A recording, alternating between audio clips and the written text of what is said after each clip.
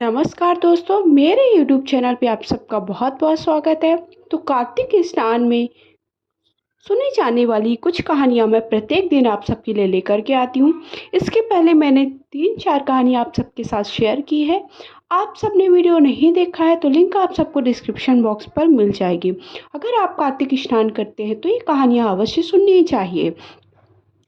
तो सबसे पहले कहानी है तारे की कहानी। एक राजा की बाई थी, वह तारा भोजन किया करती थी। सारे नगर में खूट खूट होती थी। सब कहते थे कि यह खूट खूट कैसे होती है। किसी ने कहा, एक राजा की बाई तारा भोजन करती है, उसी के तारे घड़े जा रहे हैं।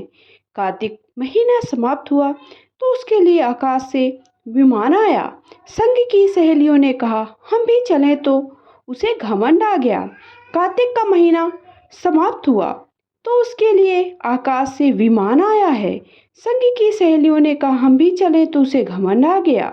उसने कहा, जाड़े पाले मैं भूखी प्यासी मरी हूँ और तुम यूं ही कैसे चलोगी।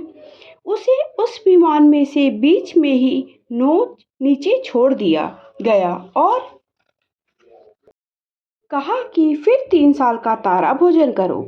उसने फिर 3 साल तारा भोजन किया। पहले साल दिए, दूसरे साल लड्डू और तीसरे दिन 32 ब्राह्मणों को भोजन कराया। फिर वह स्वर्ग को गई। तो इस तरह से अगर आप कार्तिक का स्नान करते हैं, तारा भोजन करते हैं और सारे नियम मानते हैं, लेकिन अगर आप थोड़ा भी आपके मन में घमंड या फिर कुछ भी आता है तो आपका जो भी आपने कार्य किया है वो उसका फल प्राप्त नहीं होता है। इसलिए मन में कोई भी कुविचार या फिर गलत भावनाएं आपके नहीं आनी चाहिए। कार्तिक स्नान की दूसरी कहानी है श्याहू माता की कहानी। एक बूढ़ा था, उसके 7 बहुएं थी। वह बूढ़ा बहुओं को चैन नहीं लेने देता था। उसने एक चरखा लाकर रख दिया और बहुओं से कहता, अक तो मानो ना सकतो, कातो बहुओं कातो। उनको चैन से रोटी भी नहीं खाने देता था। एक बार बहुओं ने विचार करके एक काम करना शुरू किया। धान कूट के चावल खा लेती और भूसी कोठी में भर देती। एक दिन उन्होंने सोचा कि हमने भी भूसी कोठी में भर तो दी है, जब हमारे ससुर जी देखेंगे तो वो परेशान हो जाएंगे।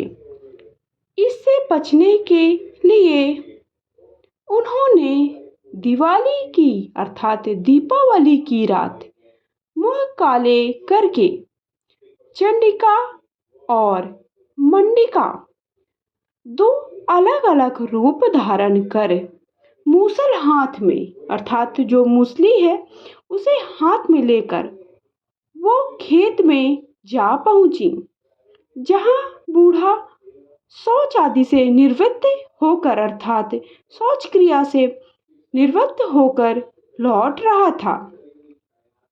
बहुओं ने बूढ़े को घेर लिया और बोली, अक तो मानो ना सकतो, मार ढोकरा हिंग तो। कोठी के धान भूसी कर डाले, तोय खाऊं तेरे बेटन खाऊं। कोठी के गेहूं भूसी कर डाले, अक तो मानो ना सकतो, मार ढोकरा हिंग तो। इस तरह से वह बूढ़े को डराकर बहुएं जल्दी से घर आकर अपना मुंह धोकर चुपचाप सूत काटने लगी। जब उनका बूढ़ा ससुर घर आया तो घबराकर बोला, तुम्हारे बच्चे कहाँ हैं? आज मुझे चंडिका और मंडिका ने घेर लिया था। बच्चों को देखो, वे सही सलामत हैं, कोई परेशानी की बात तो नहीं है। बहुओं ने कहा, ससुर जी, बच्चे तो सो रहे हैं, वो बहुत अच्छे हैं, सही सलामत हैं।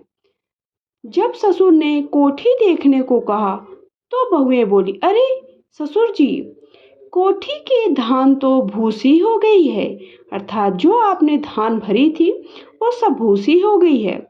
ससुर बोला कि अब तुम लोग सूत मत काटना, अब तो अक्तो सक्तो देखकर ही काटना।